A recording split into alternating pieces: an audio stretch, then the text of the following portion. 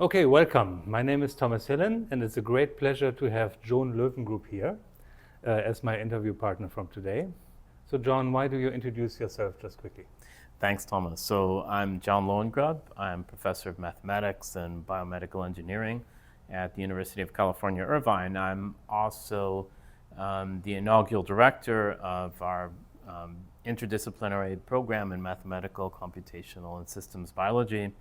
And I'm also a co-leader in our Cancer Center for our Systems, Pathways, and Targets program, which is our systems biology program there. Oh, this is absolutely fantastic. So we are meeting here at the Fields Institute actually to honor your birthday. So happy birthday. Thank you.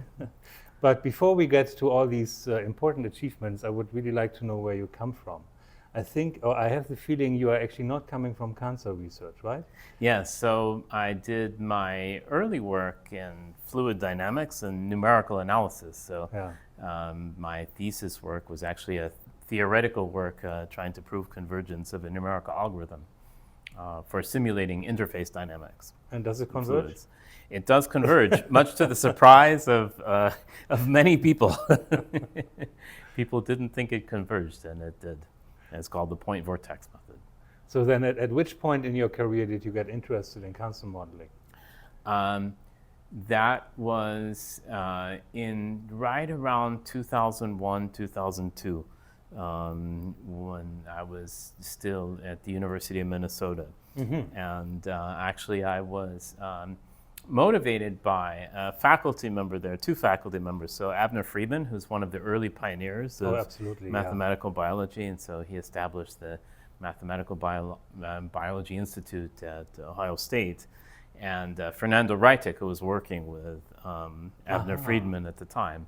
And so they were working on free boundary problems, so connected very well to my fluid dynamics work that I had done previously. And I realized that I knew how to do to solve the equations they were looking at numerically, and no one had ever done that before, and no one ever really knew what the full nonlinear dynamics would be, and so that was my first foray into cancer research. So very theoretical mathematical model, but it produced some very interesting results. Oh, very nice. Okay, that's where it started. And so then you came to Irvine, or was there a station in between? Well, after that work, I came to Irvine, although I did spend a year at the University of North Carolina before coming to Irvine. And so I went to Irvine in 2003. And so then in Irvine, your cancer modeling really intensified, I would say, right? So you had always large groups and lots of students and postdocs to work on this? Yes. And so that's been a lot of fun. So since the early work, what I tried to do is build more and more biological realism into the models and get them more sophisticated so we could make more accurate predictions about the progression of cancer growth and what are the best ways to treat it. Also at that time you made connection to Lander, right?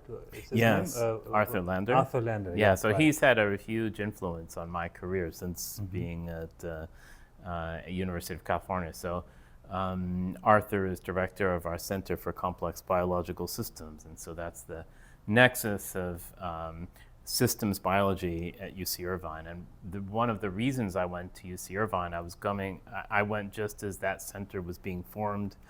And that center now has about 200 faculty members as participants. I mean, it's really amazing. This is big, across all the university.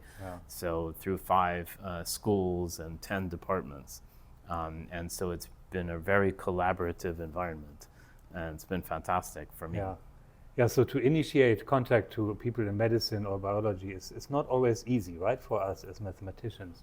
So how was it for you? Did you meet Arthur at a swim meet with your children or something? Or No. So I knew him. So I met him through a colleague of mine, Ching Ni, who was one of the Ching and Fred Wan at UC Irvine. They were the ones who recruited me from Minnesota, and so I knew Arthur through them, and so then one thing led to another, for all of this work.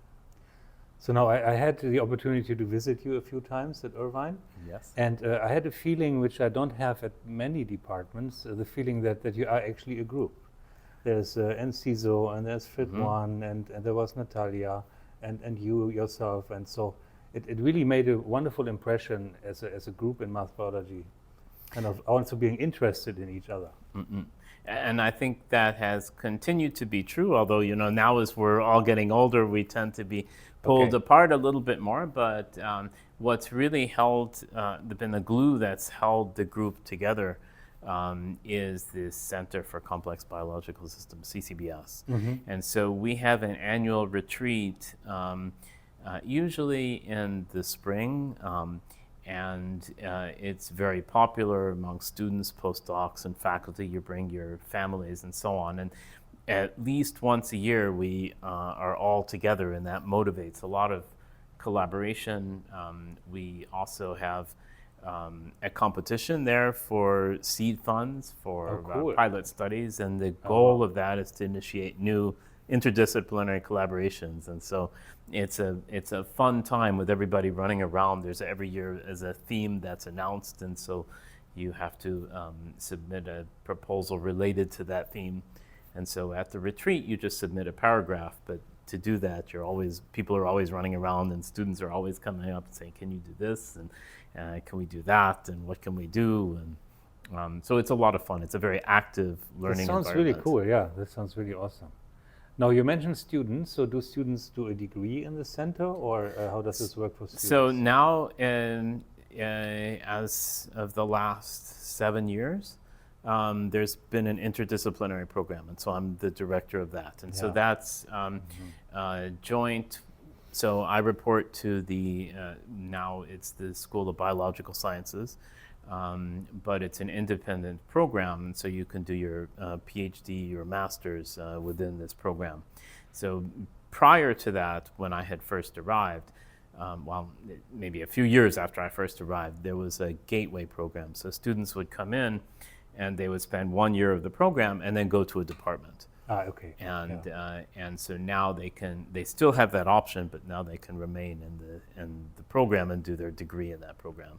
So now what does it mean? So a student in that program, do they have to learn numerics and math and analysis and cancer biology and genetics? No, it's very flexible program. So it's designed to be super flexible and personally tailored. So the first year is common, so there's 7 core courses. So there's a basic math course, which involves PDEs, numerical analysis, stochastics.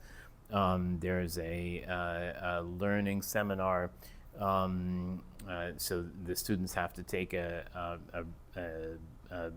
reading seminar series, and then there's a critical thinking class that Arthur Lander teaches together with some other faculty, which teaches students how to read papers and critically evaluate papers. And so there's a fundamental curriculum of 7 courses that all students have to do, and then beyond that, it's electives. Oh, I see. Okay. And I think the interdisciplinary work is built in this program, right? Yeah. So the students come from all sorts of backgrounds. And so I've had, for example, a student who came with a master's in biology, and she eventually left with a PhD in mathematics. And then I've had students who came in with a bachelor's degree in mathematics and left with a PhD in biomedical engineering. Yeah, very cool. And so, and then nowadays, so that was when they were doing the Gateway program, but now students, from a variety of different backgrounds are getting their degrees in what we call MCSB. Nice. And so it's widely varied. So there's some that are completely experimental, some that are completely theoretical, and some that are really mixed. It sounds like an exciting program. It is an exciting program. So if there's a link, a website, you should give it to me so I can put it underneath our interview. Yeah, there is. So I'll be happy to do so. Okay. So then one question I wanted to ask you about is data, in particular data we get from medicine, because it's really a flood, right? I mean, medicine has become a data machinery, creating data on all different levels. So is it still okay to just solve PDEs, or do you think we need to kind of advance? Well, it depends. So, So at this conference, there were really a variety of approaches, which I think illustrated the kind of tension that we feel in the field. And so the data is exploding on the clinical level as well as even on the molecular biology level, Yes. so to speak. And so our challenge is to incorporate that data. So there were a couple of talks where people were connecting epidemiology data, so large-scale population data, with microscopic molecular type models, or at least models for individual cells, and trying to connect the scales that way. I think that's very exciting. I think trying to take medical data such as functional MRI or MRI images and so on, and connecting them with mathematical models to try to make predictions for patients in the clinic and to optimize therapies, I think that's very exciting. And that's another feature that will be included in the clinician toolkit. One thing that was interesting that wasn't really represented in the conference, though, but I think is a really important direction, is AI. Yeah. And so AI has the potential to integrate a lot of data and look for patterns and connections that can help with treatment. So I think that's a great future direction to go, where the mathematical modeling that, let's say, you and I would do would be now a piece of that. A piece of that, right? So not only is it just based on data, but it's also based on physical modeling or mathematical or mechanistic modeling, I would say. And so I think that's a piece that's been missing in that realm, but I think should play an important role. Because the mechanistic models are super important because you can go beyond your training data, because you've based it on something biophysical. And so if you just build a data-driven model, you have a hard time to extrapolate beyond the data in which you trained it. I think people talk about mechanistic learning, right? We kind of try to combine the approaches. Right. Get something interpretable, but also something which is learned from the data. Right. Right. But I think there's still a very strong role for mathematical modeling because of its foundational aspect, and that the experiments that are done, let's say in the lab, they're very hard to interpret without a model. You often need a model to understand the experimental result, and so I think that will always play an important role. Yeah, these are good news. Good news for an exciting field. Yes. So, Yeah, I think the future is brighter than ever.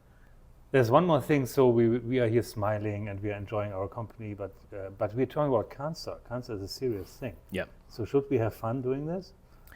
Well, so the goal is to cure cancer, right? And so what the ultimate goal that drives me is the idea that we can be doing something and towards that end.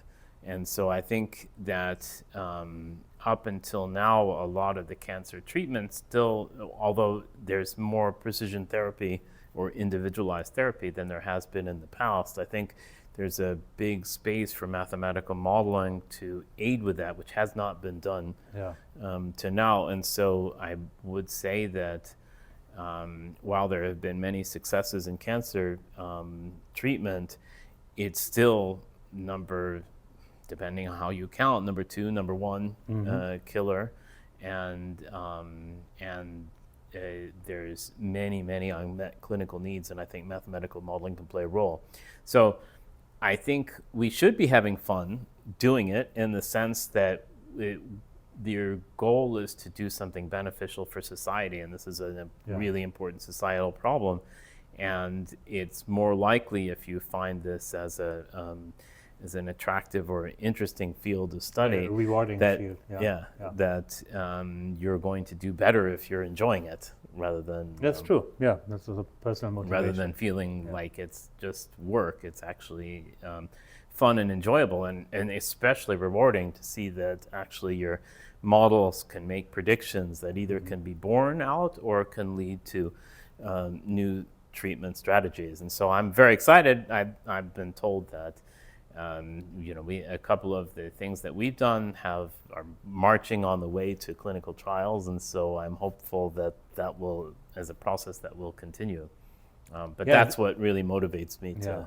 But this clinical trials is a long process, It's right? a very long process. 3 stages which you have to get through and all that. So it takes a while.